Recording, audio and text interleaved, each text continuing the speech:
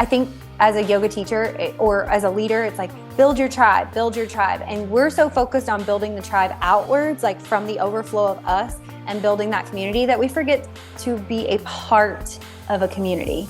That's where we are being sharpened and led as well. Hello and welcome to this episode of the Jesus Coffee and Yoga podcast. Today, we are going to talk about ways to really lean into your leadership as a yoga teacher and how to build a business and a brand around the life that you live. So today we're going to talk about community and the power of community. The Bible says that two are better off than one, for they can help each other succeed. If one person falls, the other can reach out and help. But someone who falls alone is in real trouble. Likewise, two people lying close together can keep each other warm. But how can one be warm alone? A person standing alone can be attacked and defeated, but two can stand back to back and conquer. Three are even better, for a triple braided cord is not easily broken. I love that scripture in Ecclesiastes so much, and I cannot wait to dive into this episode with you guys and talk about how to build community around you, and then how to build your community of people that you get to lead. So hello, sir. Hello. Welcome. Welcome. What are you drinking? What coffee are you drinking today? Oh, today we're back to the African single origin. Are you like a two coffee kind of guy? Like, do you just kind of keep the same ones, or do you like to spice it up? No, well, so what I usually do is I'll buy a couple bags of beans, like two different kinds, and then when those are gone, then I buy the next two. So I'll just kind of alternate between the two so that it's not the same every single day. What do you put in your coffee? Nothing. I knew you were going to say that. I used to do creamer, like half and half, which I love. Like, I love that flavor, but I had just decided that I was going to scale back on dairy. And I do, most days I do intermittent fasting. And having that would likely push me out. Break your fast, yeah. Yeah, so I just don't. I love intermittent fasting. I am not currently drinking, but I'm heating up. I'm going to have some peach and what's the other one? Apricot. Like or is at it the same time? Apricot. It's peach, apricot, loose leaf tea. Yes, apricot. And apricot. And I just put like a almond milk creamer in it, and I'm going to break my fast. And it's going to be delicious and warm. Nice. That's what's going to be in my cup. All right. So we've been talking about some of the different ways to be successful in the pursuit of the journey that God has called us to. And some of those ways, just to recap, are clarity, community, and consistency. And today I thought we'd take time to really laser focus in on the power of community. Do you have any words before we dig in about the power of community, just in your own life or your business? Yeah, I think, and for me too, as an introvert, it's kind of a double-edged sword. I think we're all introverts around here. That, I can be extroverted, but I think for me the difference is like what energizes you. And because being alone is energizing, and being around other people is draining. Even if I love it, it takes energy, doesn't give me energy. There are times where I can take that. There are times I can take that too far and spend too much time alone and in isolation, and it can make me feel lonely. It can make me question like everything and wonder if if I'm struggling to get to where I want to go, or we all have those struggles. Even people that you see are uber successful, like they have struggles. Yeah, it can make me feel like there's something wrong with me. Because you can see other people's highlight reel and think like, man, they've got it together. They've got it all figured out. Like, what is wrong with me? And that lack of community just feeds that. Because when you're in community and you have other people who are similar, you start to see things like, oh, like they're struggling too. Okay, I'm not so weird. Like, it's normal. This is part of the process. And I find that's just one aspect. There's many, which we're going to cover in this episode. But that's something that I have struggled with in the past. Yeah. And I think what you said, the first word you used was isolated. And I think because we can be so hard on ourselves in our own mind, which I think is normal. Like, I think that's a normal human being. Like, we just can tend to be our biggest critics or our worst bullies or whatever. And that's something I think we always have to combat. But being isolated, especially like too isolated. And I think what you said was it's okay if you're an introvert, just know what charges you and what recharges you and what drains your batteries. But we can start to make isolated decisions. And I think that this is a dangerous place to be as a leader, as a business person, as an entrepreneur. Even in our work, for the most part, we make most decisions together. Like I may have the idea and say, hey, I've really been thinking about this. This is the way it's looking in my brain. What do you think? Like even just on this scale, but I mean, even personally, I feel like I'm the only one that has kids that don't pick up behind themselves, or I'm the only one that's struggling this work-life balance. I'm the only one. And I think that isolation is the enemy's. I mean, it was his first tactic was to isolate Eve from Adam, like to isolate her and then question who she was. Like, I mean, I think these are these enemy's tactics. And when we're not around people we're hearing like, oh, me too, like same, or we're gaining strategies on how to combat these things or how to progress forward or to even grieve the loss of whatever, it's like we can start making some pretty isolated decisions, and that can be detrimental to us like on a mental and even a spiritual level. But really it can show up in our business as well. So I think Yeah. that's really good. And it's something even personally I've been dealing with lately, and it comes in levels. Like Mm-hmm. there are some things that I think we incorrectly think will just go away as our business grows or as we gain more success, and that's not the case. Like fear is always present. Mm-hmm. And Always. this also has kind of followed with me, where I'll get into these seasons where I don't have a lot of other people in my circle who are in like a similar situation. So a lot of people in my physical circle aren't business owners, or if they are, it's very different than what I'm building. And so when I'm facing problems and struggles, I'm finding it harder and harder to find someone who can relate and maybe offer some objective advice, or just based on their experience because they're in something similar. I'd found that as I progress and get more success in different areas, that I need to be a little bit more intentional with seeking out That's the people. word right there. If I'm Intentional. so if I'm finding that I'm lacking that, which I have been, I started reaching out to some people that I know who I can reach out to for help. And I found it really, really helpful. And they were actually kind of feeling the same thing. So it was pretty cool actually to reach out to this person and to just kind of share some of this stuff that, like, look, this is where I'm at in my business and what I'm trying to do. And I need some other people who understand and who have been there or are maybe going through it at the same time. And we can kind of talk through this together. And I found that really valuable, and energizing, and almost healing, Energizing. Yeah. and almost healing in some ways too, where Mm, I kind of felt like, sometimes we can feel deserted by God. I don't know if you've yeah. ever felt that, but you're like, Yeah.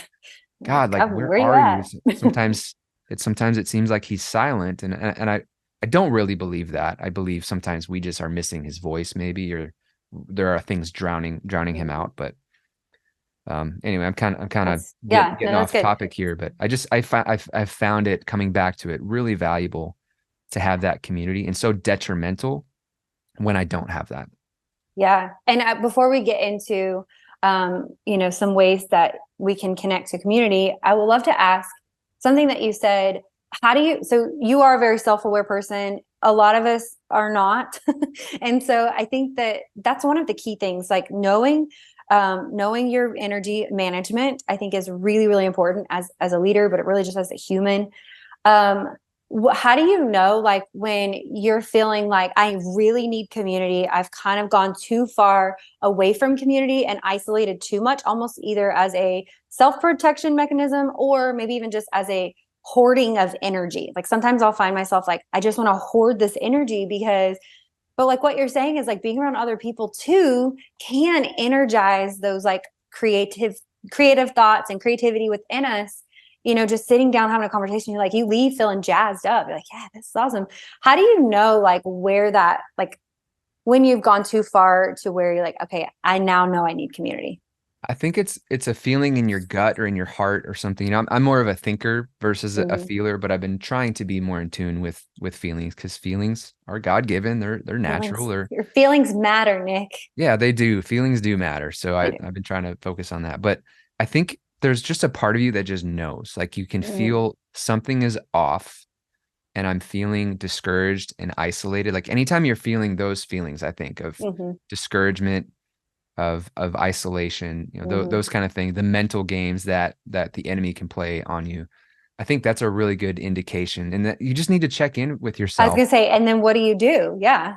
So to take that time when you're feeling, I would say it could also be discontentment, maybe just when something just feels off. Mm-hmm. That's a really good indication that you need to check in and try to figure out what's going on. And that's a really good time to check in with yourself, but with a trusted friend or an Other people. advisor or a Yeah. mentor, someone who knows, who can give you like an objective um, opinion, or at least can hear you out in a very non-judgmental way. Someone Mm-hmm. you feel safe with sharing that. I think Well, and just that's, like someone who will encourage you, like, hey, I know it feels this way. I hear you. I see you, all of that. But also, like, for me personally, and I think this may be like personality type to personality type, I also need someone to tell me when it's like, you're just playing small, or you're just allowing fear to do these things, or you're not taking enough rest, like you're burning out, or someone who will kind of call me on my stuff. You know what I mean? So like, I think that that's, for me, that's really important to have those people that like, yes, they can encourage me and say like, but look what you've done. I need someone to show me like, but look at all the things you have done. Like, you're feeling this way now, but also like, you're also playing small in these ways. And I think both are equally important. And I need those people. And I have those people on speed dial. So and that I have that think, access to me. yeah. And I think knowing yourself, knowing your personality or your tendencies Mm, is super beneficial, because I can definitely, there's a few things that I consistently do. One is it's hard to celebrate wins because I'm like, what's the next thing? yeah. And so having that community to help Mm-hmm. remind me, like, hey man, hey, slow down. Like kind of what you just said, like, look at what we've done. Mm-hmm. Let's celebrate this. Yeah. That is super helpful. The other thing is that if you have a strong personality, you definitely need someone who can call another strong person who can Who's not call you out. afraid of your personality. Yeah, someone who Yeah. can call you out on it, because there's different personalities that probably don't need that as much. Mm-hmm. You maybe need a softer voice. And in previous episodes we talked about my strength. And I feel like that's one of mine, is to Mm-hmm. kind of just call it like it is. And The spade. Yeah. yeah, and not It in a is. way that's like hurtful. I mean, I'm sure I can be kind of Mm. abrasive sometimes, but I've really worked on that over time. But You have done. I've but seen just that. to be that voice for some people, to say like, I hear what you're saying, but have you considered this? Is this Mm-hmm. maybe what's going on? And like, let's be honest, Yeah. to do that. And everyone needs that, but the stronger your personality is, the stronger that person's personality Mm-hmm. That's needs to be. that's so good. And I think it's up to us as the person, coming to, like, if I come to you and I say, this is what I'm feeling, I need to make you feel like you're safe enough to give me that. We have to have that relational equity, if you will. So it's up to me to hold the responsibility of making sure that other person knows that they have this level of access to me. I think about Jesus and how he did community, right? Like, he had like his 12 disciples, and then when he he was going up to the Mount of Olives, I think, to pray, or it was the Garden of Gethsemane. He was going up to pray, and he told everybody, let's go, we're going to pray, we're going to do this thing. But then he only took 3 with him. He took the 3 up to the top with him before he entered into prayer with God. And I think that to me tells a story of what that should look like. So all 12 of them had access to him, but not all 12 of them had the same level of access to him. So I think recognizing, those people in your life that can just say, hey, but what's really going on, or have you considered this, or this is what I'm sensing in the background of what you're saying. And sometimes it takes a lot of courage as the person who says that to people, but what you're saying, I think, is so good. Like, if you have a bold personality, you have a strong personality, let's not surround ourselves with just people who have like the soft, comforting personalities, because they will not level up to us. Like, they won't like bow up to us and say, but you've got so much more and you're just sitting on it, type thing. And I think that's really good. Like, that's really important. Yeah. And just one other thought I had on this before we keep going with the questions and ways you can help develop your community, is that no one is coming to save you. Let's say, even just in your business, no one is coming to save you. it is up to you to take action, the action Mhm. that you need. And right Mhm. now, what we're leading you to do is to take action in your community. Mhm. And you need to start seeking out these people. There, like, I'm not saying that there aren't times where God will lead you and things might land in your lap. That has certainly happened to me at times. I'm sure it's happened to you guys at times. But I think there's a lot of times where God's like, I just need you, seek me first. Like, seek. There's this, God is a God of action. And a lot of times it's up to us to take those steps. And I think he does lead us, and he does even bring like uh, God, God moments and like Mhm. things that couldn't have happened outside of him. But he doesn't just drop it in your lap while you sit on the couch eating Doritos. Right. So I Yes. want you to just take that, like, you need to take action on this. Yeah. Okay, well, let's talk about a couple different ways. I came up with 4 different ways to connect to a community that will help you excel in your work.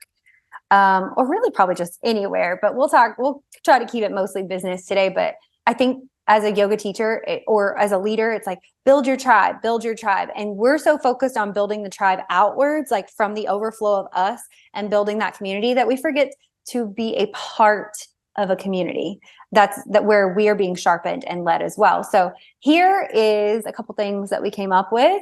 The first one is ask a friend, like just somebody that you may or may not know well, but who's doing what you're doing or what you want to do, and they're maybe just a little further down the road. Ask them to mentor you, serve them, put yourself in their space, take notes, ask questions. It's like Nick said, it's your responsibility to take that step and get in front of, and sometimes it may look like you actually pay them for their services or whatever, but I have a couple of examples that I wanted to share with you of how this has looked in my life. The first one is not yoga related, but when I first became a hairstylist, I went to school for about a year, got my license, and then I started working at this really nice salon, and they have their own training program, and I got paid a really small amount and maybe got some tips here and there, but I had got to be an assistant to the master stylist. So these are the people that have been there for a long time. They've built their clientele. They charge $1 million for a haircut. Like, they're really, really good at what they do. And I was their assistant. And during that time, literally, you guys, like I would stand there and hand them foil while they were coloring their client's hair. And I would sweep up the hair, and I would give their client a hand massage while they were sitting and processing with their color on their hair. I would shampoo their clients for them.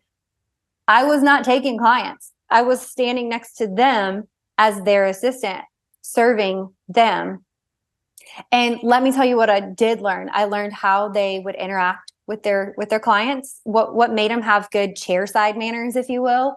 I watched them mix color. I watched them place the color in different. So just by standing next to them and handing them foils, I learned so much, and how not just because I already had the basics. I already went to school. I got the license. I can go cut hair wherever I want. I can go do hair anywhere I want to.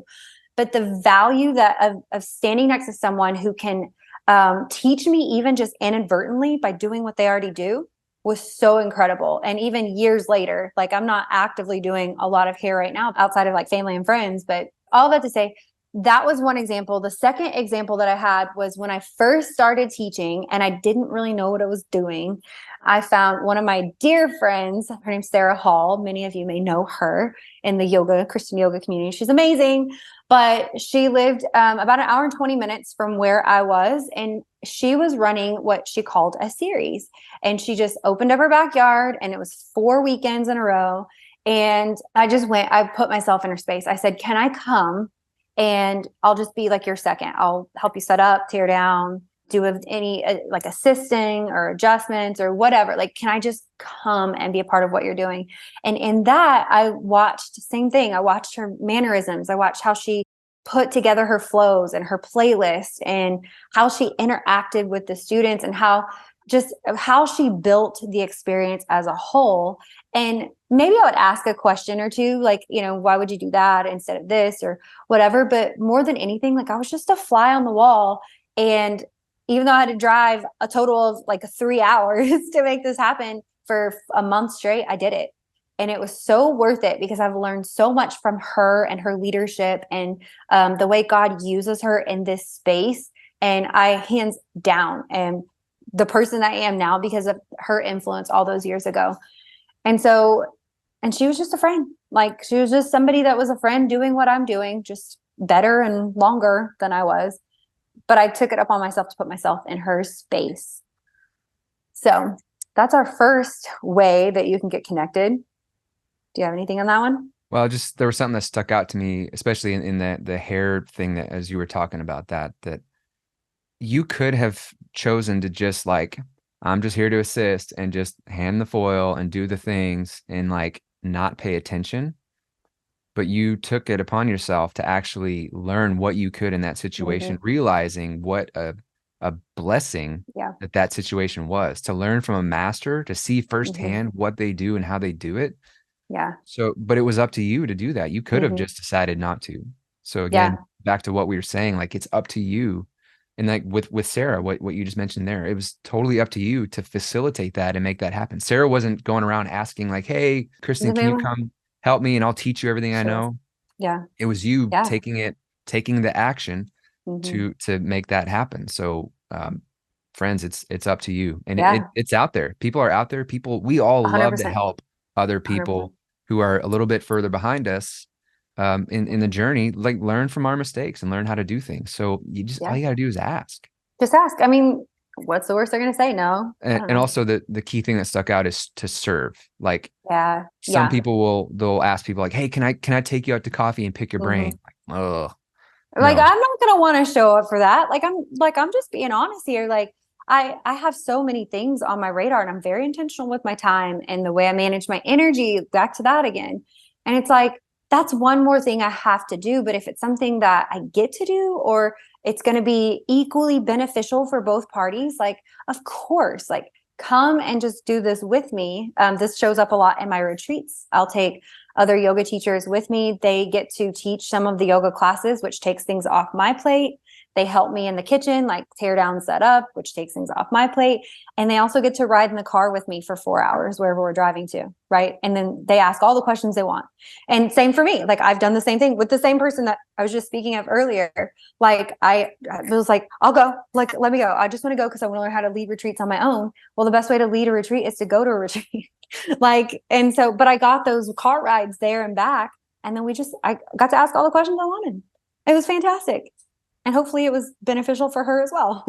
And what you said too, that sometimes you might need to pay for it and it's totally worth it. Like it's worth Yeah. investing in this to learn from someone who's already doing what you want to do. So Yeah. just last night, I had a guy reach out to me who, so I'm in some of these video groups. Some of them are courses or groups that I'm in. And some guys have been asking about hiring. So I have an editor in the Philippines who helps me with some stuff. So I've gone through the process of hiring, and not just hiring, but hiring someone in another country.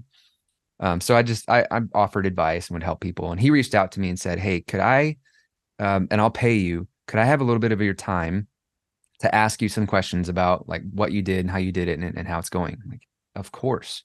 Mm-hmm. And like, had he reached out and just been like, "Hey man, can we jump on a call and can I pick your brain?" I would have been like, Right. No, but The way that he approached you though felt like I have so much respect for what you do and all the work that you've put into this point. I just want to learn from you. And a lot of times, even if like in that situation, it's like, well, he's offering to pay and maybe it is like a consult call and it's an actual paid call, but even just that, it's like, I want to help you now because you are here, you know what it takes to get to the next step. And I'm willing to help you take that step if you're willing to do the work too. Like, I yeah, just don't want you to waste my time because you're not going to do anything with the free advice I gave you. yeah. Because I've had other guys, I mean, Mm-hmm. pretty recently, again, from these posts, they see what I say and then they message me. And this one guy in particular, I'm like, just buy this course and do what he says. Like literally just do that. And he's like, "Oh, what if?" And he's got all these fears and worries. I'm like, just do it. Just Right. pee or get off the pot. That's right. That's right. Okay. So the second way that you can connect to community is to hire a coach. And I think a coach is different than maybe even like, and maybe you can help me clarify this a little bit more, but like, it's different than like a mentor or a, even like an accountability partner. like somebody that's your side by side, that you guys are doing things together. So why would people want to hire a coach? Like what is the benefit of that? How do I know when I need a coach? I'm asking you, Nick, because I think we've both done coaching separately and a little bit together too, but and then we both in our own ways and together will coach people. But how does someone know when it's like time to hire someone who can objectively and unemotionally look at my situation and then ask some questions, bring some strategy to it, and all of that? Like, how do I know when and why would I want to do that? That's a good question. For me, it's when I'm consistently saying the same thing over and over again for like why I'm stuck or why I'm not doing a certain thing. That's a It's good like answer. it's like there's this thing that goes off in my head, like, I've been saying this for a long time when people ask, like, how's it going? Or, how's business? Like, oh, it's great, but what comes after that but? If it tends to be the same thing over and over and over again, that's a pretty good indication that I need some help in this area. That's really good. Yeah. So that's a big one. And then the other area would be if there's something that I know I need to learn or implement or figure out for me personally or in my business, and it's something that I can pay someone who already knows how to do. Like if I can pay someone to teach me how to do that thing. So if it's more of like a skill, or like creating a system or a process, totally worth investing in skipping all of the trial and error and say like, just help me do this faster. Because your ROI gives you so much time, Yeah. if nothing else, time back in your day. Yeah. Time is money. And it can help you get somewhere so much faster, learning from someone else's experience. And also having that, when it's a coach, I would say that's where it adds that other layer of accountability, the objectivity of like, they're not in your mess.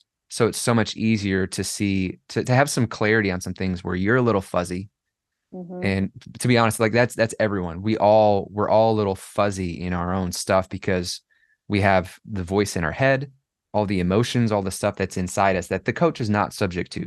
And it's much easier, I think, for all of us. It's a lot easier to see some issues or problems in other people than it is to see it in our own situation, in our own mess.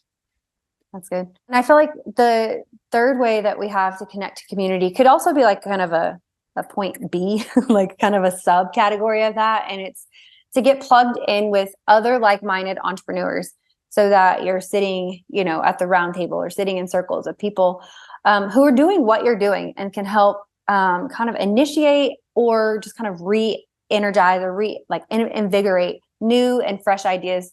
Because especially if you guys are all doing kind of the same thing. So like with your video business or with my yoga business, like it's like being around other yoga teachers, it's like, oh, I've never thought to do it that way. Or even seeing like, I don't want to do it that way. Like I sometimes see people doing business and I'm like, I don't want that. Like, I do not want that. But if I were never around anybody else, like kind of goes back to like what you're saying about being just in like that isolated place. Like sometimes where we tend to want to be sometimes, it's like, I wouldn't know any different. So even if it's like, I want to do that.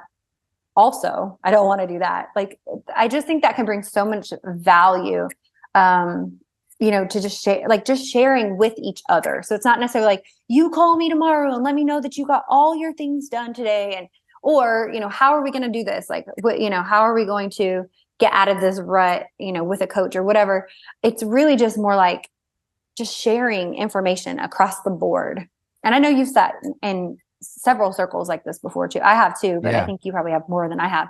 Yeah. And that's, it kind of blends the last point with this one is that I've done both. I've done one-on-one coaching, which was more of like overall life and business. And then I've done several different types of group coaching. And sometimes I almost see more value in group coaching. Now, not to say there's not value in one-on-one, because the one-on-one, I would say, especially just in overall life, is extremely valuable. Yeah. Because you're breaking down a lot of mindset and all of that stuff too. Yeah. And stuff that's kind of unique to you. But in other situations, so I have two examples. One is in the video stuff, I was learning more about YouTube and wanted to really hone in on that and put more strategy around it and like do more of that for other clients. And I came across this one person who had an accelerator, which is basically like hey, I know how to do this thing and I will teach you how to do this thing. Like, well, that makes total sense. And it was a big investment. I think it was like 7 grand, or like it was big. But the potential income from that was, I mean, if you can get clients where you're charging, several $1,000s to do this thing, like Hmm. you'll get that back. So a Yeah. lot of it comes down to ROI. And when you can look at, yes, this is a lot of money to spend, but what could I gain from that? And not just one time, but like over and over and over and over. Hmm. And instead of me trying to spend 5 years to figure out YouTube, I paid some money. I got into this group. I learned from someone who was a master and very quickly found Hmm. clients that it has paid for itself over and over Because and you're over. good enough, like skill wise, like you have the skill to do the work at that rate instead of starting at the very, very bottom. And it gives you confidence to know, like, I'm not Hmm. I'm not trying to make all the same mistakes and all the figure it out for myself.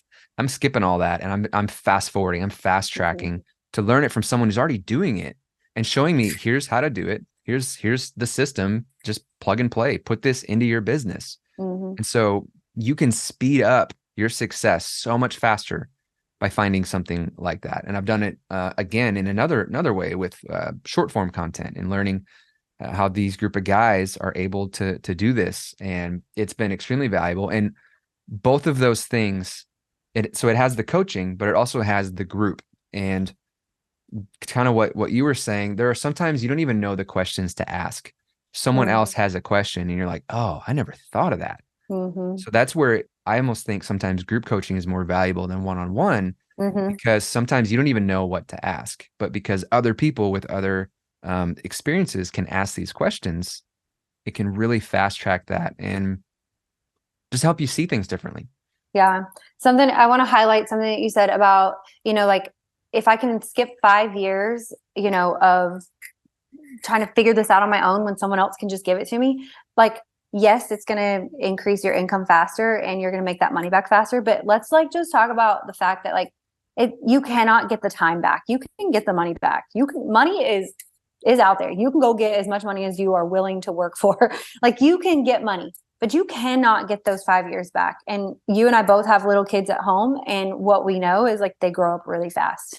And so 5 years later, it's like, I don't want to look and see my teenage child standing in front of me and me have missed out on so much of their life because I was unwilling to take a bet on myself. And this is the second thing I wanted to say is so many times we don't hire the coach or take the group coaching courses or whatever. We don't do the course because we don't want to spend the money because we don't think we're going to do it. We don't think that we're going to show up in the ways that we need to. And what I want to say to the person who may be feeling that way of like, I know I need to hire someone to help me in my business. I know I need help with this.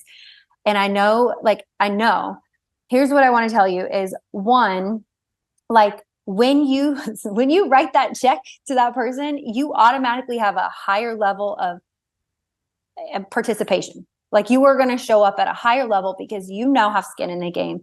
And two, you can make it back. Like you can get that money back. And I mean, I say this so confidently, like I've always known this because I remember the first time someone told me to increase my haircut prices, like from $35 to $45, which seems really low right now. But I remember her telling me that and I was like, I'm going to lose all these clients. And let me tell you what I did. I lost some clients and I gained a whole lot more time back with my newborn child at home. And I actually made more money just by increasing it $10.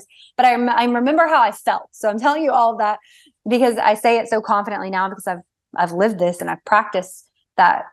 When you show up or when you put skin in the game, when you do sign up for something, you are more likely to do it. More likely. I didn't say it's going to be 100% success rate, but it is so incredibly worth it. And so I think I like how we have like hired the coach and then, do the group coaching because I think the two have their different places and different seasons of your life and business. And just viewing it as an investment. So make that switch. It's not an expense. You're not Mm-hmm. spending that money. You're investing that money, because if you do what that person shows you, Mm-hmm. you will gain that back over and over and over. So it's not just, will I get this money back? It's how many times over can I get this money back? Right. If Yeah. I mean, like I paid, I don't know, $7,000 to go to hair school. And then I got paid.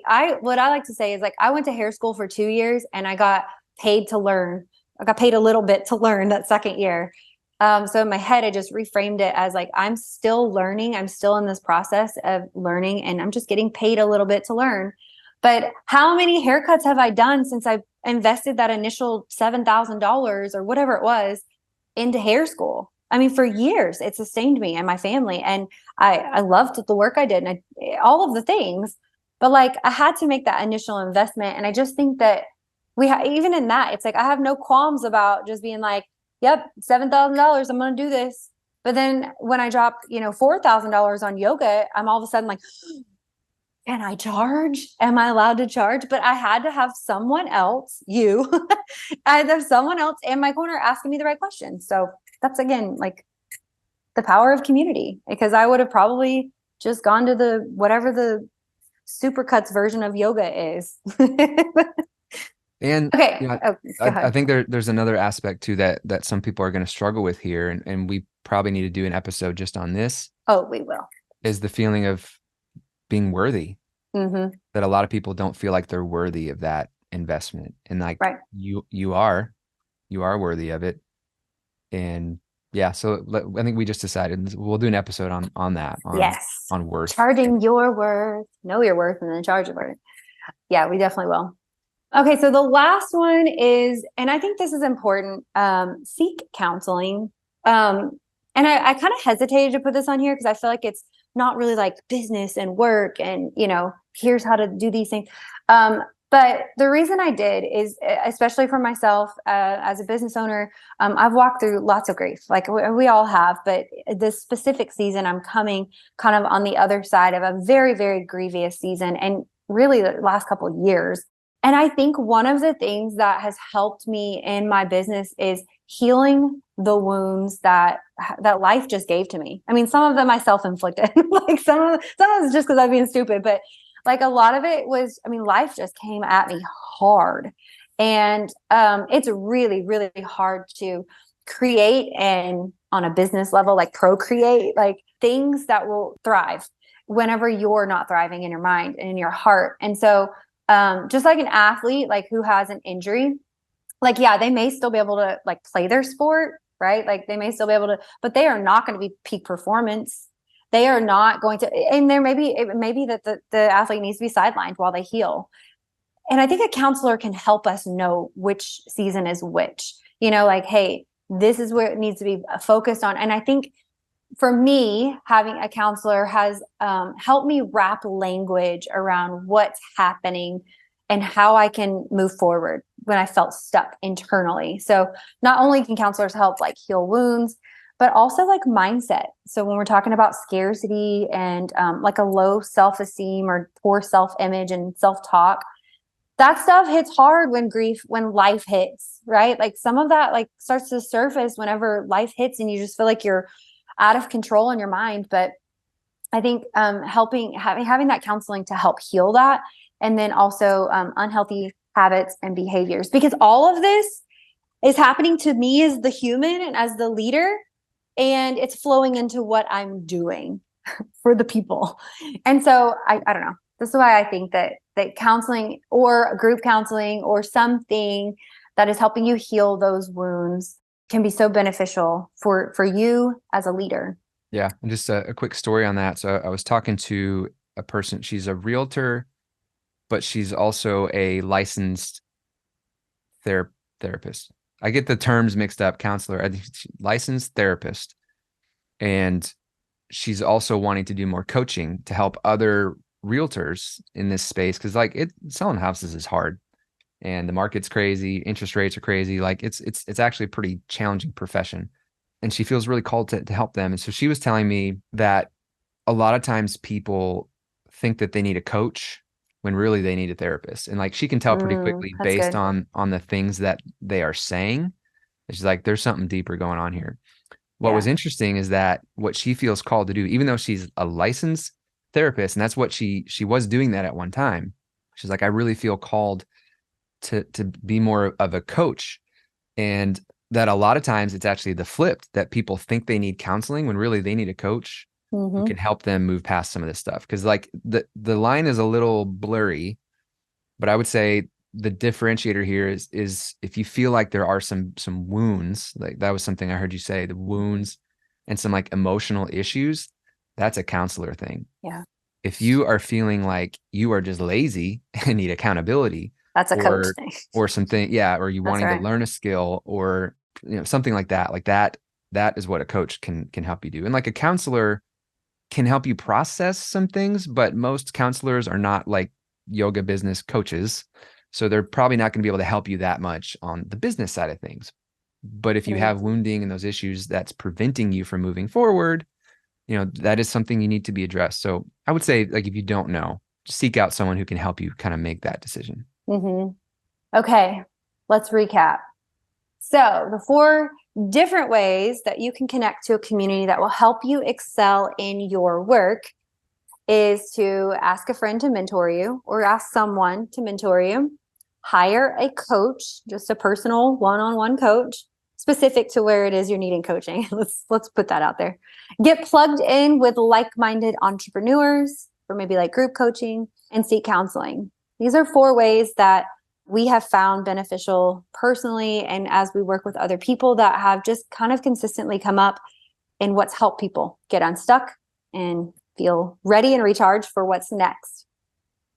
So as you are assessing these areas based on where you're currently at in your business, I want to ask you, which one can you kind of hold on to? Which one's highlighted for you for your next step?